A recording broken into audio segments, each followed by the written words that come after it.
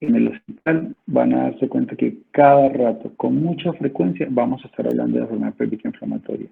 El jueves, en la revista, veíamos enfermedad pélvica inflamatoria, pacientes con EPIs complicadas. En la sala, cada rato vamos a recibir pacientes con EPI y vamos a ver a lo largo de la presentación la importancia de la enfermedad pélvica inflamatoria. ¿Ustedes están viendo la presentación bien allí? ¿Sí? ¿Sí se ve? Sí, doctor. Ok, bueno, listo. Doctores, EPI, ¿cómo se define? Espectro de desórdenes inflamatorios del tracto genital femenino que incluyen una combinación de endometritis, salpingitis, tubo ovárico y pelviperitonitis. Ojo, los términos de EPI y salpingitis agudas se usan indistintamente con relativa frecuencia. Pero siendo la salpingitis el componente más importante y de hecho siempre vamos a hablar de la clasificación de EPI como la clasificación de salpingitis. ¿Listo? Entonces, y no solamente hablar de que son desórdenes inflamatorios del tracto genital femenino, sino que son desórdenes del tracto genital superior, femenino superior.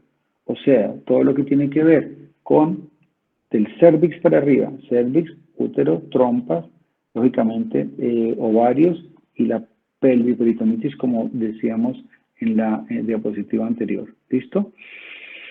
Pero no podemos hablar de EPI cuando tenemos una vaginosis o una vaginitis. Por eso hace referencia a que solamente el tracto genital superior. Cuando hablamos de vaginitis o hablamos de vaginosis, hablamos específicamente de una infección del tracto genital inferior y no cabe como EPI. ¿De acuerdo? Entonces siempre hablamos de EPI en tracto genital superior. Y por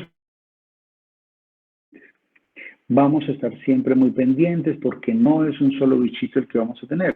En general, la etiología va a ser polimicrobiana de 2 a 8 gérmenes. Y vamos a ver que la mayoría de estos gérmenes van a ser transmitidos sexualmente, provienen muchas veces de la misma microbiota a nivel vaginal y, por supuesto, tener en cuenta, como dijimos ahora, que la salpingitis va a ser la parte más importante y más frecuente de la enfermedad pélvica inflamatoria. Sí, la trompa inflamada, más que endometritis. Pero si yo hablo de endometritis, también hablo de EPI. Sí, doctores. Cuando hablamos de endometritis, hablamos de EPI. Miren, una de cada 60 consultas en medicina general, en mujeres de 45 años, son por EPI. Una de cada 60 consultas en mujeres menores de 60 años. Es muy frecuente que estemos frente a pacientes que consultan por enfermedad pélvica inflamatoria. De hecho, si yo analizo solamente las mujeres en edad reproductiva entre los 15 y 25 años, vamos a hablar que de 20 de cada 1000 mujeres van a consultar, o mejor, 20 de cada 1000 mujeres pueden tener una enfermedad pélvica inflamatoria, ¿ya? Y si yo subo ese rango de edad de los 15 hasta los 40 años, voy a tener más o menos 10 casos por cada 1000. Pero venga, un momento, ¿es más frecuente en las mujeres más jóvenes? Sí, hay más promiscuidad, hay menos cuidado, hay menos, digamos, menos cuidado desde el punto de vista general, hay más promiscuidad, hay más deseo de conocimiento y de relaciones y de que es algo nuevo. Así que, en general, la mujer más grande se cuida un poco más. Por eso es que disminuye cuando la incidencia, cuando incluye mujeres que van desde los 25 hasta los 40 años. ¿Ya? Ojo con este dato que es muy importante.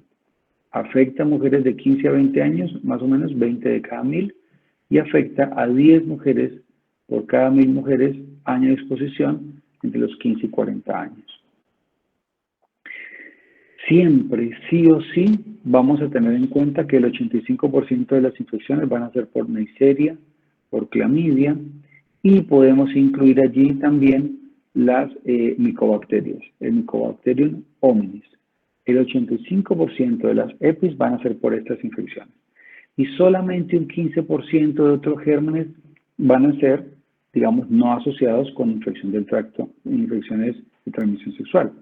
Gérmenes entéricos como la E. coli, los bacteroides, el estreptococo del grupo B, los campylobacter, entre muchos otros que vamos a hablar más adelante, inclusive la misma vaginosis bacteriana, el mismo Gardnerella vaginalis, me pueden generar infecciones de enfermedad pélvica inflamatoria. Ojo, enfermedad pélvica inflamatoria, no infección de transmisión sexual. ¿Listo? El 85% de las EPIs son transmitidas sexualmente a través de la Neisseria, la clamidia y el micoplasma. Y tener en cuenta que las EPIs crónicas son más frecuentes por Mycobacterium y por Actinomyces. No echen en saco roto este tipo de bichos, doctores. Lo vemos con mucha frecuencia. Y es importante tenerlo en cuenta y es importante tenerlo en el radar. Paciente con epicrónica, no mejora, le dan un tratamiento, no mejora. Pues hay que pensar en Mycobacterium o en Actinomyces. Miren, la flora vaginal de una mujer sana, asintomática, que está en edad fértil, tiene muchísimos microorganismos, aerobios facultativos, inclusive anaerobios obligados. Los anaerobios, de hecho, predominan casi siempre 10-1, por eso es que yo debo siempre pensar en que el manejo médico y el manejo de antibióticos tiene que ser un manejo con múltiples medicamentos, con múltiples antibióticos. No es con un solo antibiótico que voy a tratar una enfermedad pélvica inflamatoria. Generalmente tenemos 2 o 3 antibióticos. Y siempre piensen en que el glucógeno está en alto contenido en la mucosa vaginal sana, proporciona nutrientes para las bacterias del ecosistema vaginal y se metaboliza en ácido láctico. Ojo, siempre pensamos en que el ácido láctico que proviene del glucógeno es el que le da como esa estabilización al pH vaginal. Pero no solamente es el ácido láctico el que da el pH vaginal.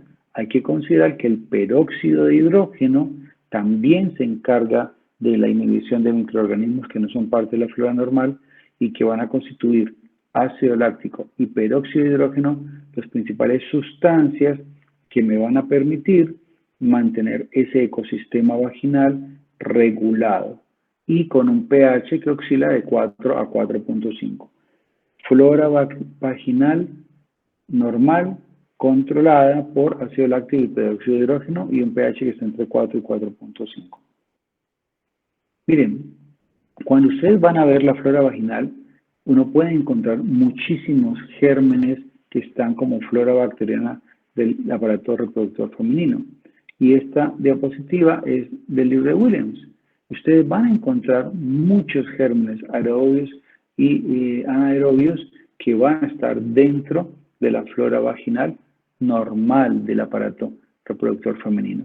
Y vamos a encontrar gérmenes aerobios como lo mismo lactobacilos, dicteroides, inclusive Staphylococcus aureus epidermidis, el mismo streptococo del grupo B, doctores, que lo tenemos que ver con muchísima frecuencia y cada vez le damos más importancia por su relación al momento del parto con lo que se llaman las endometritis a nivel de la mamá y endometritis posparto y además porque aumenta el riesgo de sepsis neonatal en el recién nacido. De hecho, la principal motivo de dar ampicilina en la paciente que está allí en el trabajo de parto es disminuir el riesgo de sepsis neonatal por estreptococo del grupo B en el recién nacido. Eso es lo primero. Y lo segundo es disminuir el riesgo de endometritis posparto. ¿Listo? Los enterococos faecalis, que también los podemos encontrar como gram positivos, los actinomyces, los estafilococos y gram negativos como E. coli, Klebsiella, Proteus, Enterobacter, Acinetobacter, Citrobacter, Pseudomonas, anaerobios como gram positivos como los peptococos, los Clostridium.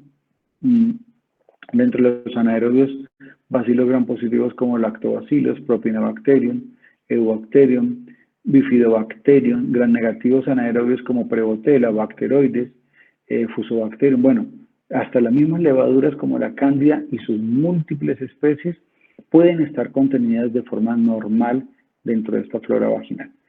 Pero en algún momento dado, por algún tipo de descompensación inmunológica o cambios en la flora asociado al lavado, duchas vaginales o lo que sea, me puede generar un aumento en esta flora bacteriana. Y por supuesto una disregulación o una alteración de la microbiota que me va a generar, por supuesto, un cuadro infeccioso. Siempre tengan en cuenta que la EPI no solamente es ginecológica, y estoy seguro que todavía hay gente que dice que en la parte obstétrica no hay EPI, pero resulta que sí hay EPI, doctores, y hay EPI en la parte obstétrica porque por definición, una paciente que tiene una infección del tracto genital superior y que tiene una endometritis, es una EPI. Por definición, si el endometrio está afectado, es una EPI.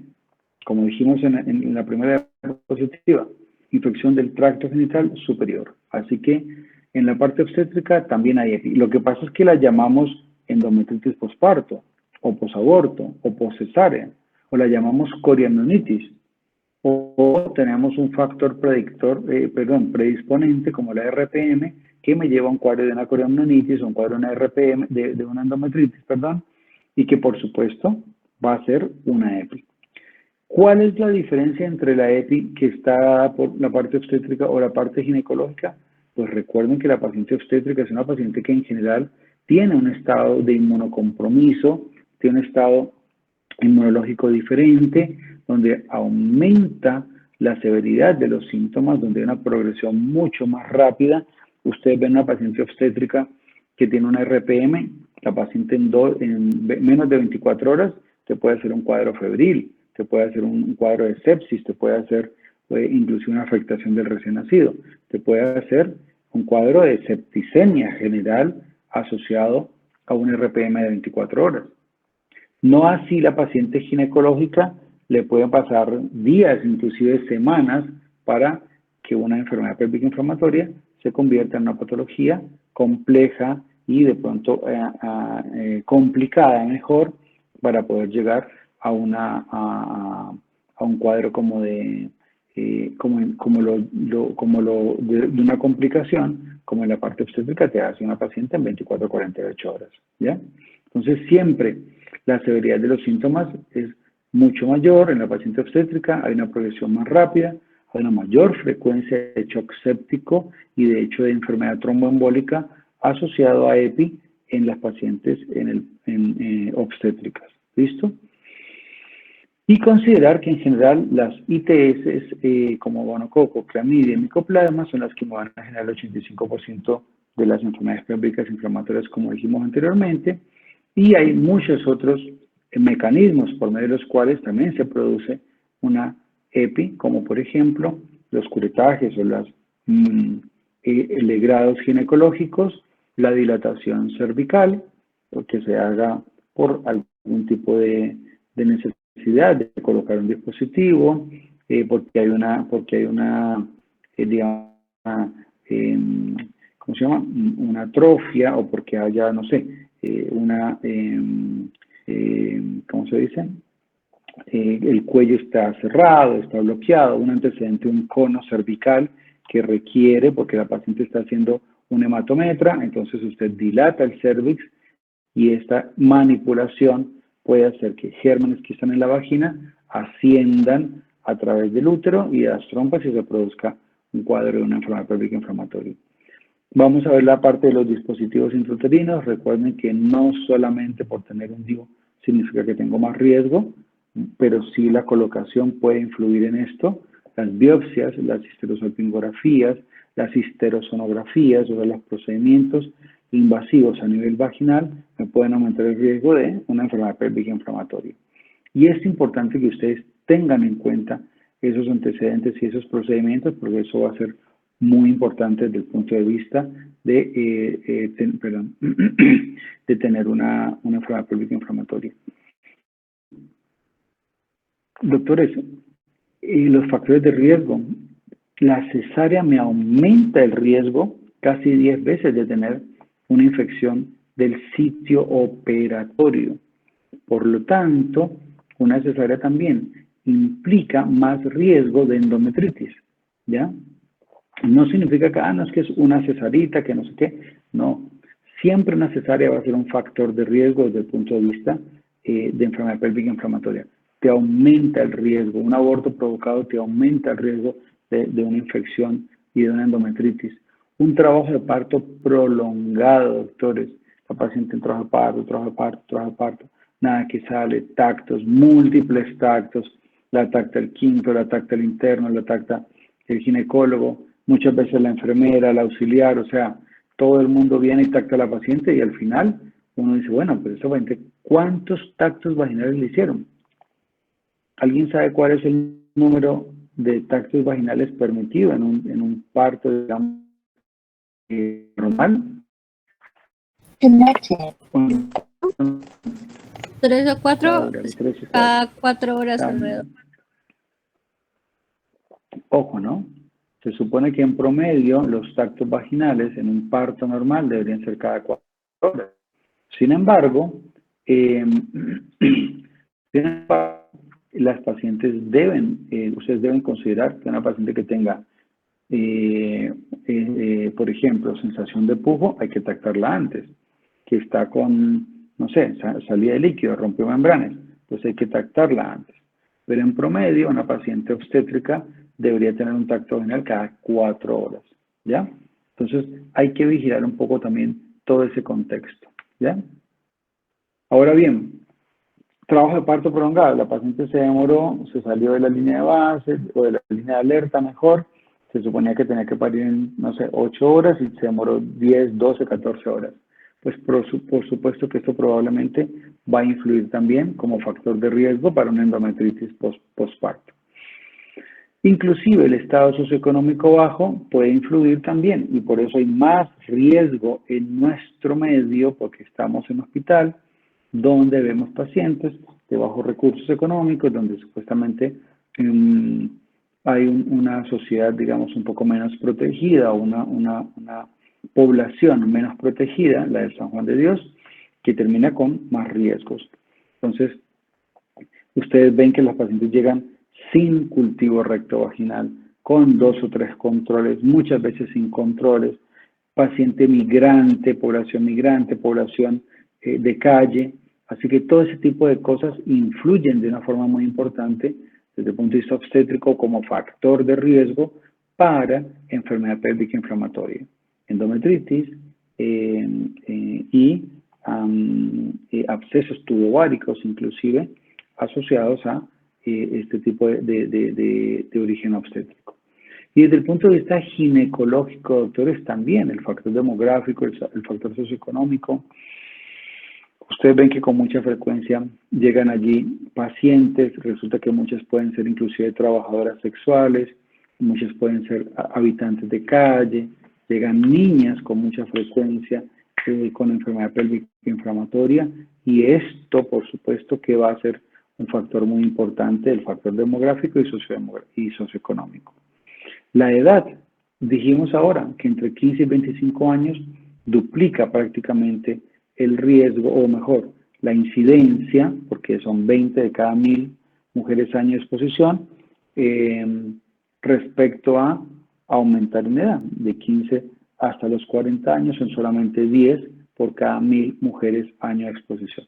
Entonces, el conocimiento, lo que es algo nuevo, en este momento inclusive el mismo internet, la exposición de la sexualidad más abiertamente, pues hay muchos otros factores que están influyendo allí. El mismo Instagram y OnlyFans que ustedes ven ahora, ese tipo de páginas y todas esas cosas, pueden influir también de una forma un poco más negativa para la presentación de ese tipo de infecciones o de enfermedades de transmisión sexual.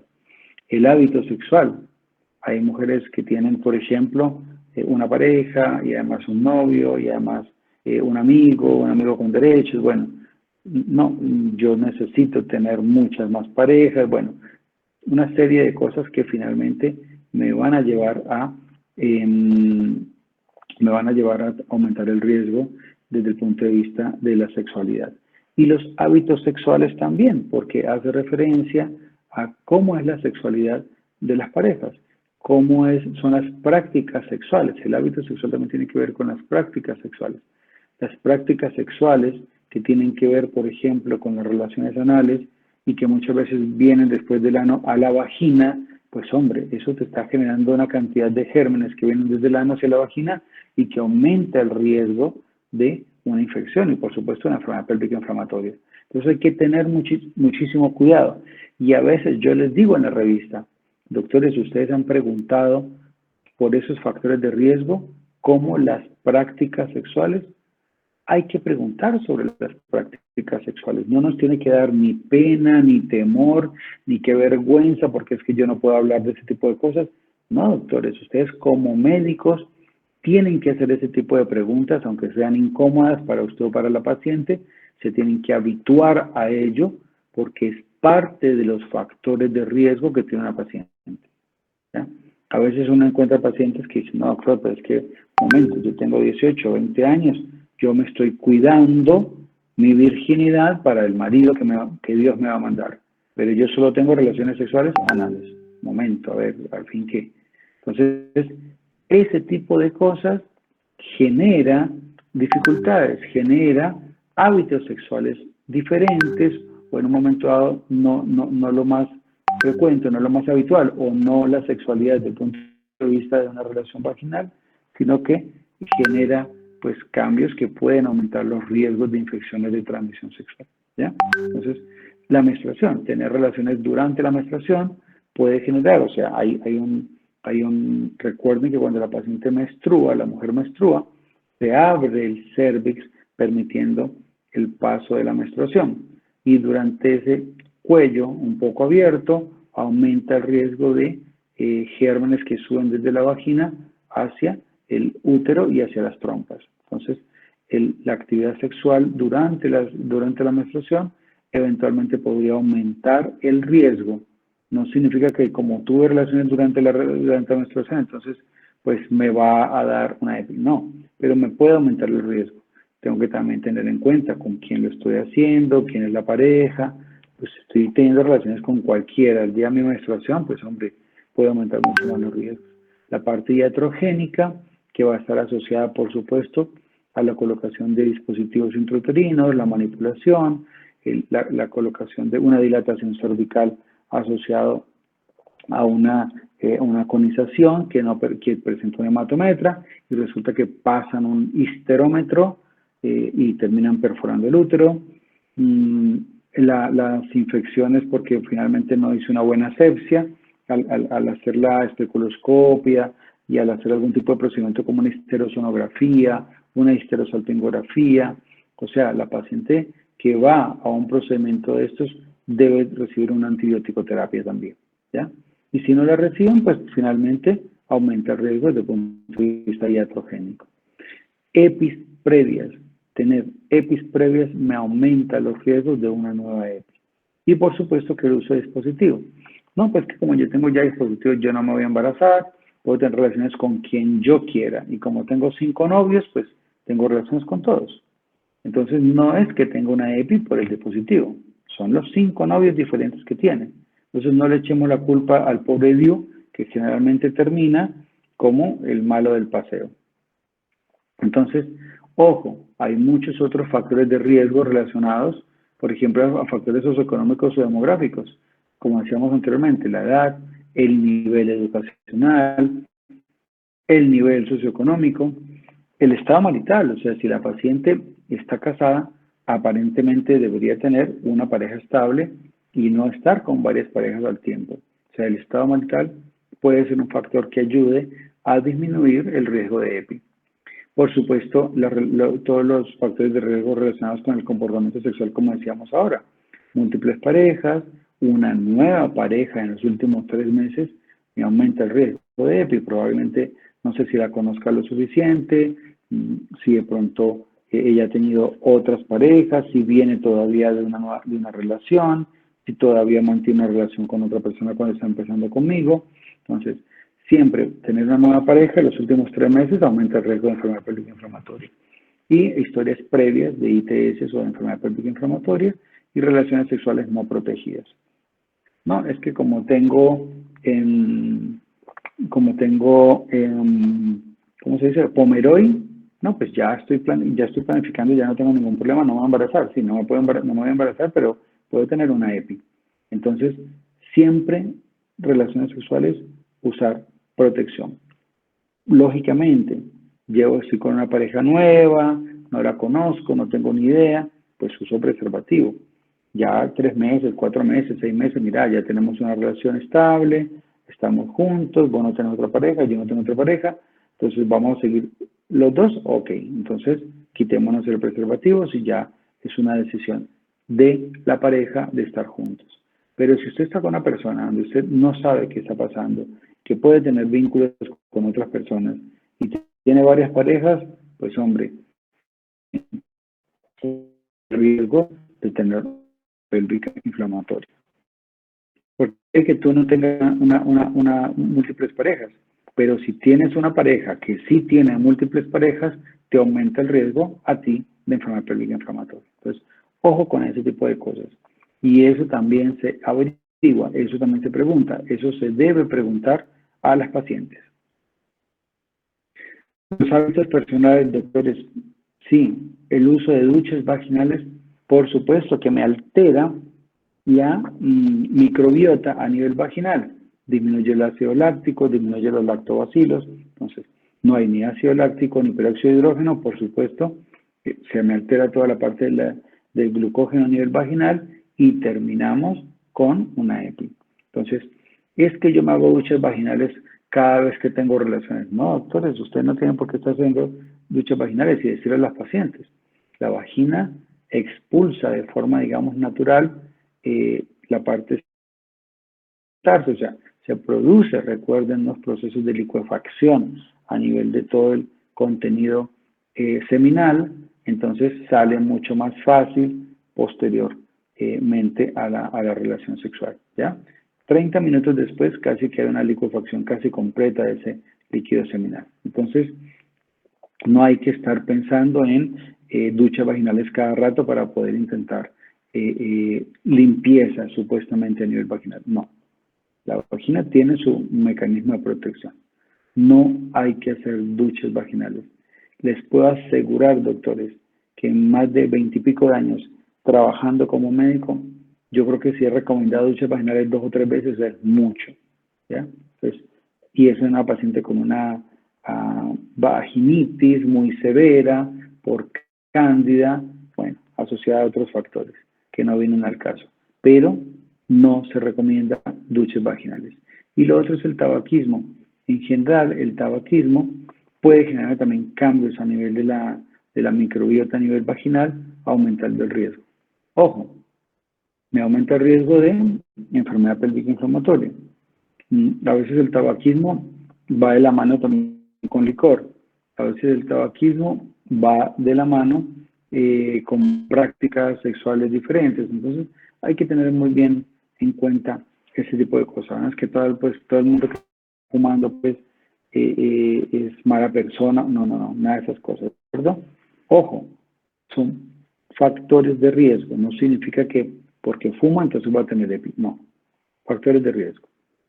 Y los relacionados a maniobras instrumentales, como dijimos anteriormente, la inserción de un dispositivo. Colocar un dispositivo intrauterino aumenta el riesgo de EPI. Sí, doctores, los primeros 2 a 3 meses porque es un cuerpo extraño. Pero no significa que porque como tengo DIU, entonces siempre mi riesgo va a ser mayor que el de una paciente que no tiene DIU.